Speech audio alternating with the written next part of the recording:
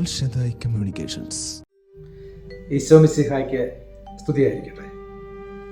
കുരിശിൻ്റെ വഴിയിൽ എൻ്റെ ക്ലേശങ്ങളെല്ലാം പരാതി കൂടാതെ സഹിക്കുവാൻ എന്നെ സഹായിക്കണമേ എന്ന പ്രാർത്ഥനയോടെയാണ് നാം രണ്ടാം സ്ഥലത്ത് നിൽക്കുന്നത്. തോളിൽ കുരിശുമായി നിൽക്കുന്ന ക്രിസ്തുവാണ് ചിത്രത്തിൽ നമ്മൾ കാണുന്നത്. നമ്മുടെ ജീവിതവുമായി ഒത്തുനോക്കി ചിന്തിച്ചാൽ തോളിലെ കുരിശിനാണോ ഭാരം, അതോ കുരിശെടുക്കേണ്ടി വന്നു എന്ന ചിന്തയ്ക്കാണോ ഭാരം? ലളിതമായ ഒരു ഉദാഹരണം പറയാം. കുടുംബജീവിതത്തിൻ്റെ വിഷമങ്ങളെ പറ്റി പറയുന്നവർ സ്വകാര്യമെന്നോണം പതുക്കെ പറയാറുണ്ട്. വിവാഹം വേണ്ടിയിരുന്നില്ല, വീട്ടിലേക്ക് അരി മേടിക്കേണ്ടി വരുന്നതിൻ്റെയോ ഫീസ് കെട്ടേണ്ടി വരുന്നതിൻ്റെയോ ആശുപത്രി ചെലവിൻ്റെയോ ഭവന വായ്പയുടെയോ ഭാരത്തെക്കുറിച്ചല്ല ആ പ്രസ്താവന, ശരിയല്ലേ? മറിച്ച് ആ കുരിശ് യാത്രയ്ക്കിടയിൽ തന്നെ മാനസികമായി ഒറ്റപ്പെടുത്തി കളയുന്ന, തളർത്തിക്കളയുന്ന ചിന്തയുടെ ഭാരത്തെക്കുറിച്ചാണ് അവിടെ ഒരു ഓർമ്മ. 25 വർഷം ജോലി ചെയ്ത സ്ഥാപനം ഒരു രൂപ പോലും റിട്ടയർമെന്റ് ആനുകൂല്യം കൊടുക്കാതെ വെറും കൈയോടെ പിരിച്ചുവിട്ട ഒരാളെ എനിക്കറിയാം.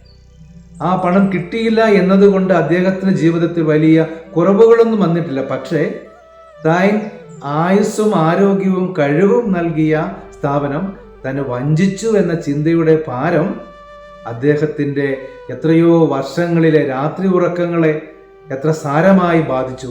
ഇതാണ് ശരിക്കും കുരിശിൻ്റെ ഭാരം.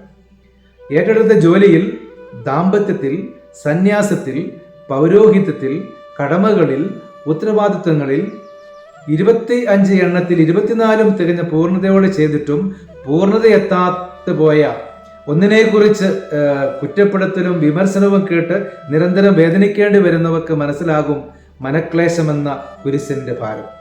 മനസ്സിലാക്കാൻ ആരുമില്ലാത്തതിൻ്റെ ഭാരം. ഈ ലോകം മുഴുവൻ സഞ്ചാരികളുടെ ആൾക്കൂട്ടമാണ്. തങ്ങളെ മനസ്സിലാക്കുവാൻ ഒരാളെങ്കിലും കിട്ടുമോ എന്ന് തേടി അലയുന്ന സഞ്ചാരികളുടെ ഒരു കൂട്ടം. അങ്ങനെ കൂടെ കൂടിയവർ വഴിയിൽ ഉപേക്ഷിച്ചതിൻ്റെ ഇരട്ടി ക്ലേശം പേറുന്നവർ വേറെയും. ഭാരമേറിയ കുരിശ് യാത്രകൾ പിതാവായ ദൈവത്തോടുള്ള സ്നേഹത്തിൻ്റെ ഊർജം കൊണ്ടാണ് ക്രിസ്തു ആ കുരിശെടുത്ത് നിൽക്കുന്നത്. നാം പ്രതീക്ഷിക്കുന്നത് പോലെ മറ്റൊരു സ്നേഹവും എത്ര വലിയ ഊർജമായി മാറില്ല. ആ സ്നേഹത്തിലാണ് അഭയം തേടേണ്ടത്. ആ സ്നേഹം ഫീൽ ചെയ്തു തുടങ്ങിയാൽ പിന്നെ കുരിശെടുക്കലുകൾ നമ്മെ ഒരിക്കലും ഭാരപ്പെടുത്തില്ല. നല്ല ദൈവം കൂടെ ഉണ്ടാകട്ടെ.